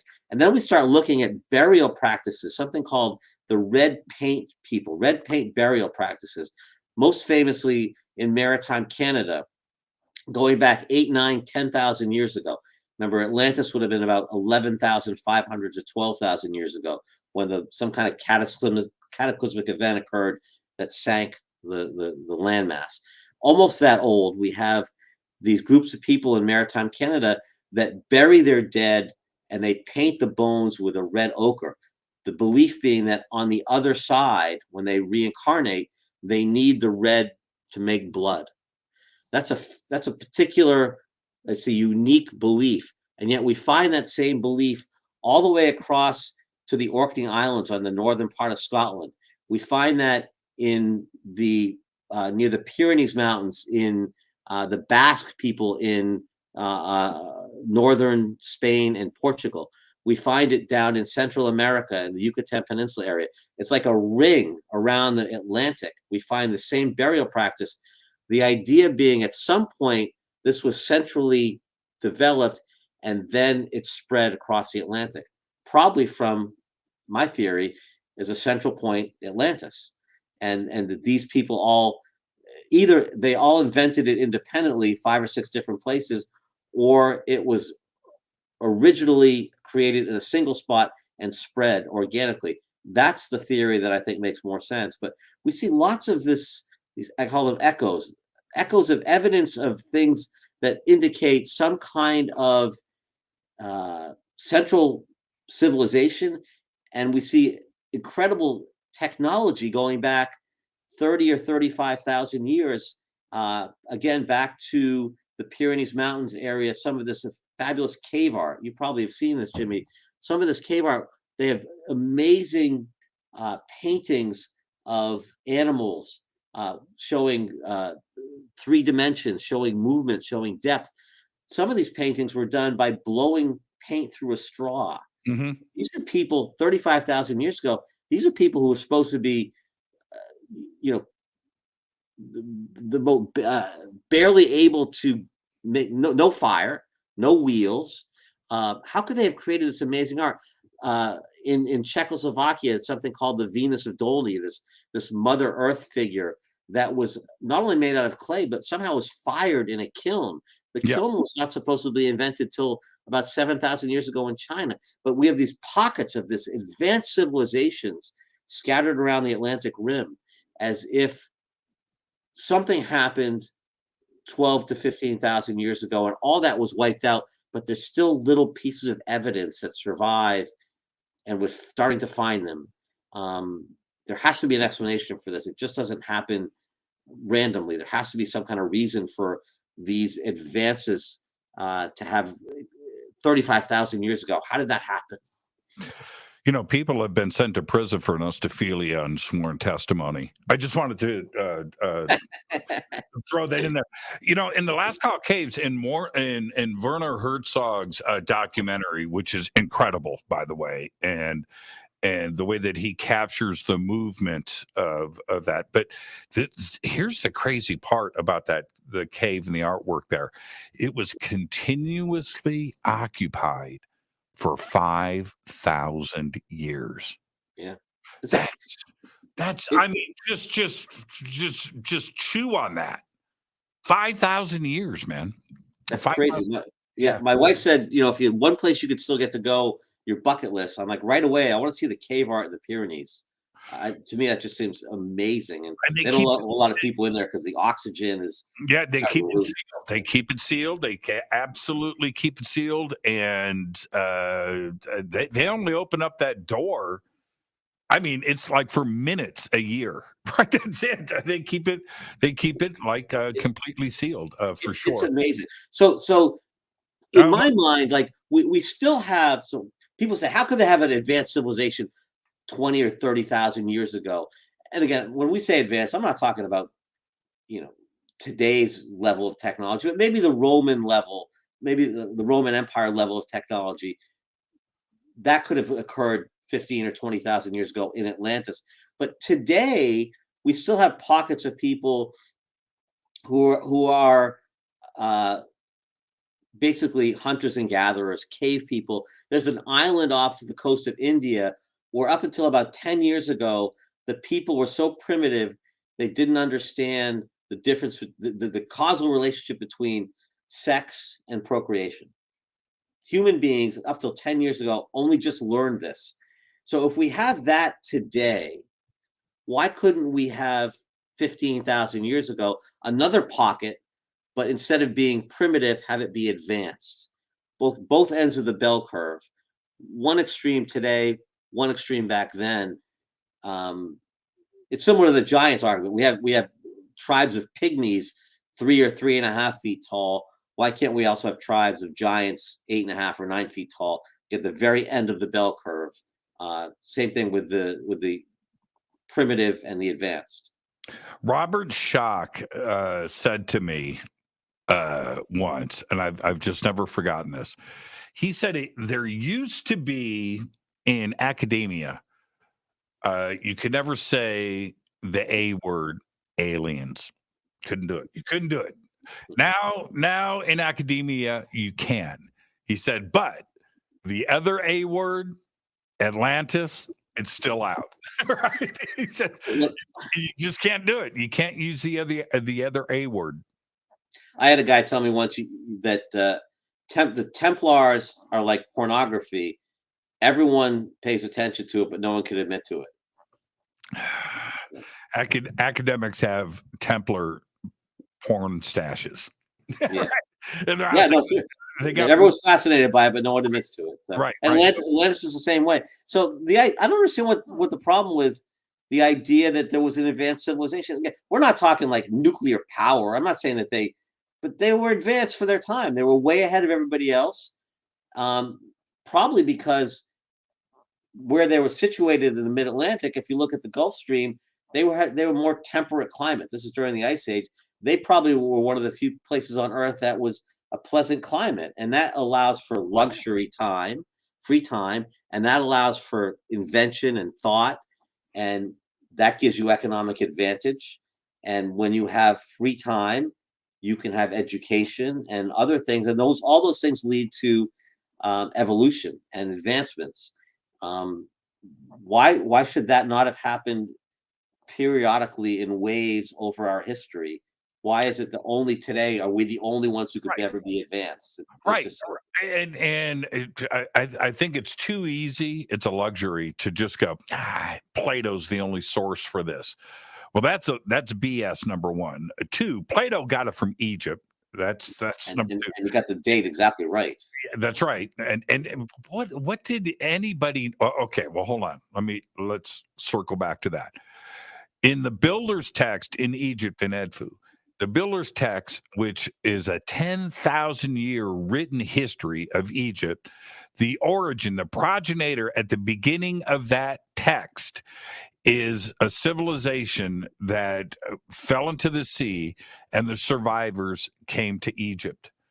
And that goes way beyond what Plato. This is carved onto a wall, right? There are papyri that reference this. It's not just Plato hearing it from Egyptian priests. Right. This text has its origins. Right, and the dates, the date that Plato uses, and I think the date on the papyri that you're talking about, they're very specific, and they coincide exactly with two things. One, with this cataclysmic event that caused the temperatures to rise back on Earth. So whatever it was that sank Atlantis also caused the Ice Age to end. And two, they coincide exactly with the earliest artifacts at Göbekli Tepe in Turkey, as if the people who built Göbekli Tepe were basically saying, we need to appease our gods, because look what they did to us. We must have pissed them off with something. We got to build this monument to them and say we're sorry so they don't do it to us again. What we see at Göbekli Tepe is each successive ring is another generation carving these things. And every generation, the technology, the skill, instead of getting better, instead of evolving, it devolved, as if these people had skills at one point, but they couldn't keep them going after the cataclysmic event occurred. They didn't have the infrastructure. They didn't have the ability to teach. They didn't have the luxury of free time to keep the skills that were needed to carve these elaborate megaliths. And so every successive generation, the workmanship gets worse and worse. And that's opposite than what you'd expect, but it's exactly what you'd expect if we had an advanced civilization that was dying out generation after generation because of some event. No, we've got the same evidence today, like the Yugo, right? Well played, sir. Well played. We have plenty of that. But if we back this up, that number keeps surfacing. 10,500 BC, 10,005, and it's not just one reference to a specific thing. It's cataclysms. It's the geological record. It's astronomy. It's shells and fragment and sedimentary stuff, as well as the oral histories and the traditions and the other references that go back in historical text. And then Göbekli Tepe just pops up out of nowhere, where we've got carbon dating, right? Perfect. Right, where it goes right back to that same number. It keeps repeating itself over and over again. 10,500 BC, critical time in history. Yeah, and that's what I was saying earlier, that if you're on the right track, and the evidence that you have, if you're right about it, then when new evidence comes in the door, it should corroborate what you already think. If it doesn't, then you were wrong, and you got to rethink your theory. In this particular case, that date keeps going over and over and over again, and I think it confirms the previous theory. It could get corroboration. We find that same thing with the Templar research we've been doing, that new evidence comes in the door, and thankfully it fits the existing case theory. Otherwise, we have to start over again. You can't just ignore the evidence. You got to take every piece of evidence. You can't throw away the stuff you don't like. By the way, apparently that's acceptable in the archaeological community, that if a piece of evidence at a dig doesn't fit the prevailing belief in the timeline, it's acceptable to toss that aside and call it an outlier and just say we're not going to use that piece of evidence. I would love that as a lawyer. Your Honor, I just think we should ignore those fingerprints because they don't fit my case theory. And he would say yes. That's crazy. But to me, it goes back to evidence. When it comes to the researchers out there, like yourself, Scott, Tim Hogan, others, where I think that the general public, Oak Island, whatever it is, right? That the evidence has come. There's going to be a big reveal. Evidence is coming. There's this. There's 10 Arks of the Covenant, right? And there's this. The head of John the Baptist, whatever. Right? There's all of this. It's going to reveal itself. It's going to reveal itself. Well, it's going to come to a point of put up or shut up. I 100% agree. Yes. I listened with, I was blown away by Tim Hogan's interview. I think it was September last year with you. Uh-huh.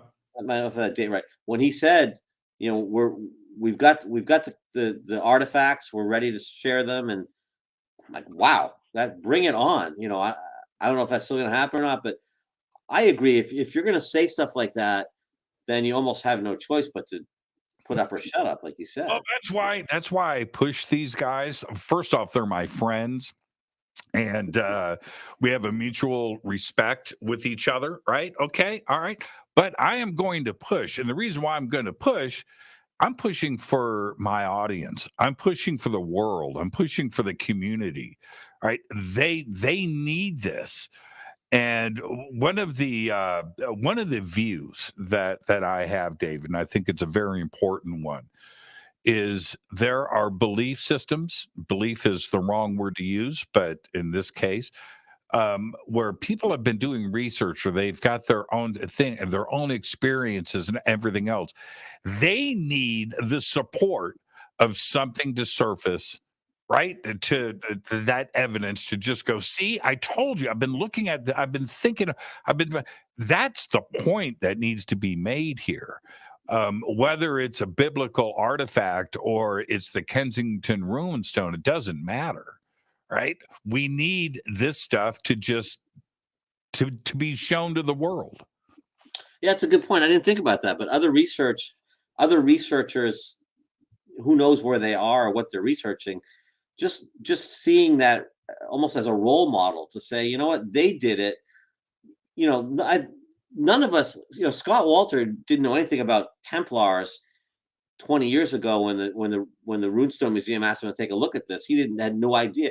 I knew nothing about the Templars when my daughter came home from school one day and talked to me about the Westford Knight legend when she was in 4th grade.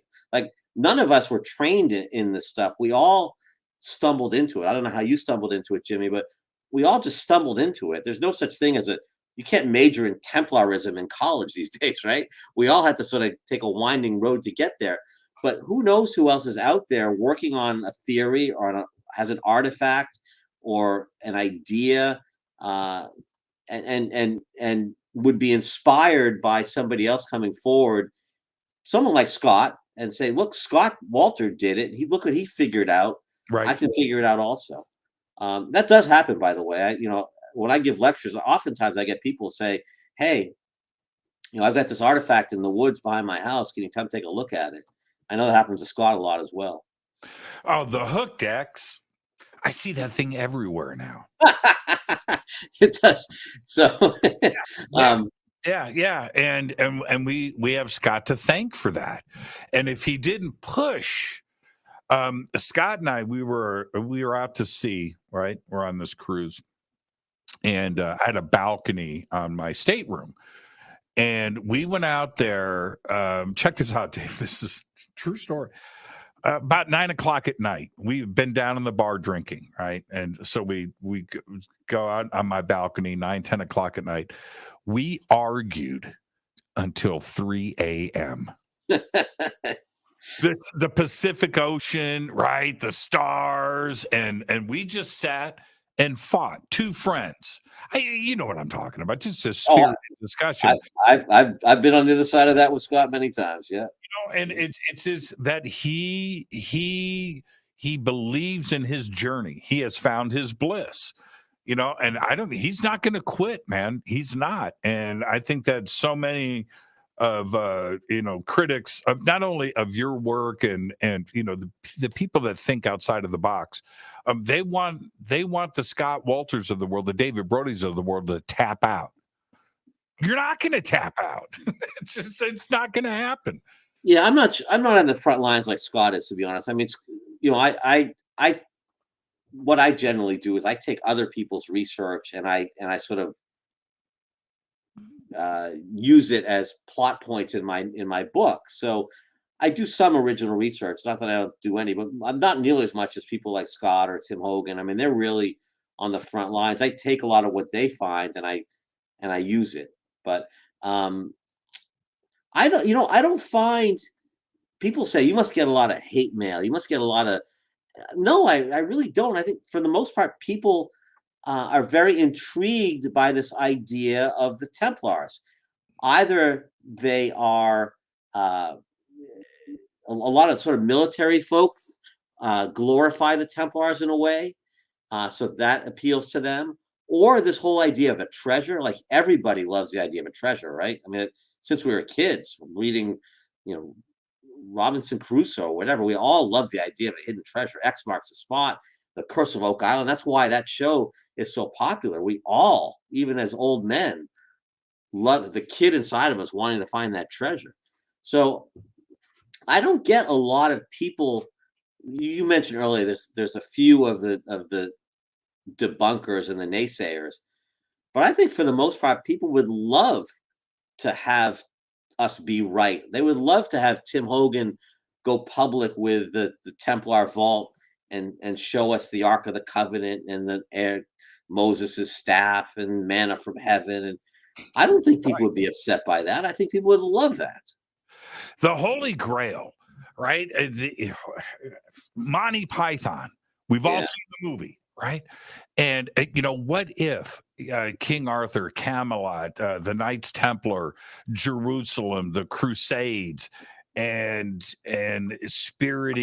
saving this stuff from not only those that would want to steal, but maybe destroyed, right? Getting that stuff out of Jerusalem. Then you bring in the Sinclairs, you've got Rosalind, it's the same circle. I just feel that there's so much to the story that it's probably pretty accurate.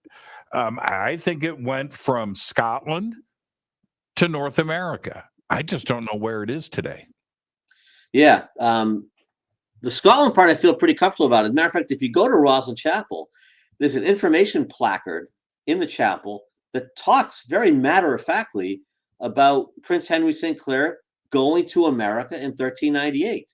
I know when I give the lectures here on this side of the Atlantic, I talk about legends and I talk about we think it happened.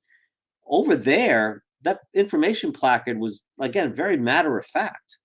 So it's weird how on the European perspective is, of course, people crossed before Columbus. Like they would look at you sort of funny, like, why would you think that Columbus was the first one over? They don't believe that.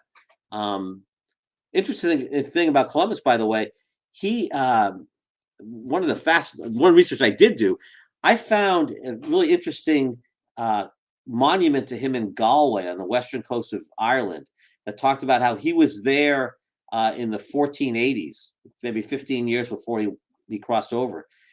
There's also a Templar church that was there as well. And I've done a lot of research on the fact that it looks like Columbus, because he married into a family of the Knights of Christ, which is the successors to the Templars, it looks like he may have had Templar maps and charts which allowed him to cross. But that would make perfect sense if he was up in Galway and the Templars are also, I didn't know the Templars were in Western Ireland, by the way. That made no sense to me unless they were using it as a jumping off point to cross the Atlantic, just as Tim Severin, the Irish adventurer, did in the 1970s, sailing that leather boat across. But if the Templars are using that as a jumping off point, that would make perfect sense why Columbus went all the way up to Northern Ireland and Western Ireland to himself in the 1470s before he crossed to 1492. Yeah, you're right about that, but I always look at it more globally. I think that the Templars' influence, most of it's documented, but of course, all the way from France to Jerusalem. But you've got Portugal, you've got Italy, you've got, of course, all of Great Britain, and I think Ireland would play into that too, and that maybe even like Morocco. And is it coincidence that the Templar crosses are always depicted on Columbus's boats, and I've heard different explanations for that. No, that is the same that Templar crossheads on the shields. Yeah. Right? So one possibility I thought is that if the Templars were here, and Black Eagle, who's a close friend of mine, a Wampanoag tribal chief, he always says, look, if the Templars were here, the only way they could have come to North America is if we let them come in and they made friends with us. Otherwise, we would, as he says, we would have kicked their ass and sent them home. Because this is before gunpowder. Later on, gunpowder changed the whole balance of power. But prior to gunpowder, if you were Europeans coming to America, you had to make friends with the natives. Otherwise, they would have kicked your ass and sent you home. So my theory is that the Templars did come and created an alliance with the tribes here in New England.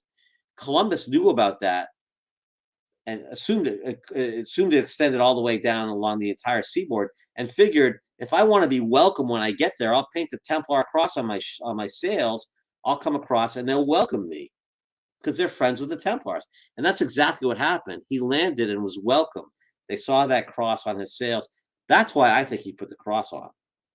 Now, isn't the Knights Templar Freemason connection, I mean, that extends into Canada and throughout the Rocky Mountains all the way out to the West Coast, right? I mean, it just wasn't in the New England area of North America. I'm not sure I understood your question, Jimmy. I'm sorry. I think there was a Templar Freemason connection with all of the indigenous people across North America, from Canada. Oh, so you're talking about like a lot of Bill Mann's research and stuff. Yes, absolutely. Yes, yes. Yeah, so I'm not a Freemason, so I don't have as much background on that stuff. But from what I've read in Bill's writing, this whole idea of the Medewa, some of these, there was a tribe called the Yuchi tribe. They were supposedly the spiritual leaders of all the Native American tribes. And according to Bill, a lot of their ritual is very similar to Masonic ritual. And so the idea is that perhaps at some time in the past, there were Europeans who came here who had Masonic connections and shared those with the Native Americans. Again, this is pre-Columbus, pre-modern records, but that would be why so many of the rituals in the Native American spiritual world that we still see today, by the way, are similar to what was going on in Europe at the same time period. Again, that's Bill Mann's research. Yeah, I want to thank you, by the way, for a great conversation tonight. I look forward to having you on again soon. Your website is davidbrodybooks.com. And we've got the links below, everybody. And if you want to go, Dave writes a lot. You can I read a lot, yeah. and check out his stuff. But here's, speaking on that, when Dan Brown and the Da Vinci Code broke loose, it broke loose in a big way. And calling it a worldwide phenomenon is weak. It was bigger than that, right? It's huge. But that's because we're interested in this subject. That's why that caught fire. And it was everything. It was Rosalind. It was the Sinclairs. It was the Knights Templar. Of course, Jesus and Mary and Da Vinci and everything else that goes on. But we want this knowledge, right? And that's it resonated. It sounded true to us. Like I think we all have an instinct about what something sounds valid versus something that sounds outlandish, and that resonated. That sounded right to us, and that's why it was so popular. That's why it was such a phenomenon. Is we sort of nodded to ourselves. You know what it's similar to, and if we have 1 minute, yeah. So Scott talks a lot about. He's not a big fan of the Curse of Oak Island. He sort of scoffs at that show, but one of the things he does, I think, believe is that at some point the Templar treasure was up in Nova Scotia, and that right prior to the American Revolution, a group of Freemasons from, I believe it was Virginia or Pennsylvania, went up to Nova Scotia and retrieved that treasure, liquidated the treasure, and used those proceeds to fund the American Revolution. That's one of those stories, when I tell that story, people nod. That's a story that sounds right. Like that sounds like exactly what they would have done. If the treasure was up there, they would have known about it. They said, now we need it. The leaders would have said, this is what we have it for. We want to create this new Jerusalem here in America, liberty, all the things we believe in. This is a good use for the treasure. Liquidate it, use it, and create this new Jerusalem. That's one of those stories that people go nod. That when I hear it, when I tell it, they nod. It sounds right. Maybe it's right, maybe it's not, but it sounds right. What are you working on now? So I just finished One Nation Under John about 2 weeks ago. It came out. I'm in the period right now. I'll start writing on July 1st. I do it every year, July 1st, January 1st, and then I do 2 books a year. I'm looking for something to write about. Afterwards, maybe you'll send me an email and say, you should write about this. So I'm doing the research. I'm looking for new things. I put the ingredients together. I'm like the mad scientist. I put them all together and I say, okay, how can I mix this all together into a historical fiction novel? Because that's the kind of thing that's what I write, historical fiction. But I'm looking for new ingredients. You're the best, man. Thank you tonight. What a perfect show for me. I just had a great time. Thank you so much. Good luck on the next book. I'll send you that email. I want you to be safe out there. Thank you. Much appreciated. David Brody. Now, it's davidbrodybooks.com. The links are below, okay? And you can head over to our website as well. Let's see, what have I got going on? Oh, tomorrow night, I got Pat Spain on the show. Tomorrow night. All right. Now, I think I'm going to do a live broadcast tomorrow during the day after the news. And as I compile some more information, some stuff has been coming in during the show tonight. Tomorrow night on Fade to Black, Pat Spain. I am your host, Jimmy Church. Great show tonight. David Brody. Perfect show. It's a perfect show. That's what I'm talking about. Fade to Black is produced by Hilton J. Palm, Renee Newman, and Michelle Freed. Very special thanks to Dennis and Kevin. Webmasters, Drew the Geek. Music, Doug Aldrich. Intro, Spaceboy, spaceboymusic.com. Fade to Black is produced by KJCR for the Game Changer Network, and this broadcast is owned and copyrighted 2023 by Fade to Black and the Game Changer Network, Inc. It cannot be rebroadcast, downloaded, copied, or used anywhere in the known universe without written permission from Fade to Black or the Game Changer Network. I'm your host, Jimmy Church. Until tomorrow night with Pat Spain, I want you to be safe. Go back, Lee Tappy.